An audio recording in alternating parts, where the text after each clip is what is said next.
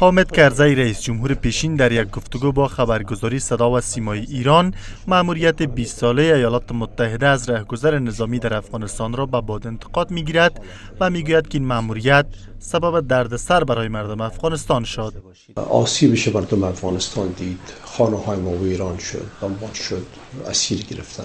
آقای کرزی به این باور است که خروج نیروهای خارجی فرصت خوبی برای رسیدن به صلح و ثبات دائمی در افغانستان بود، اما به گفته او افغانستان هنوز به صلحی که آرزوی افغان هاست نرسیده است.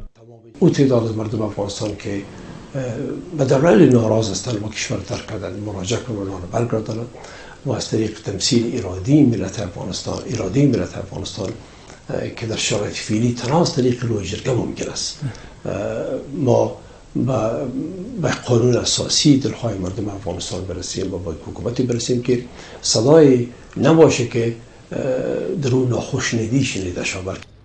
خواست برگزاری لوی جرگه در ماه‌های پسین نه تنها که از سوی آقای کرزی بلکه از سوی ایالات متحده به اتحادیه اروپا نیز مطرح شده است.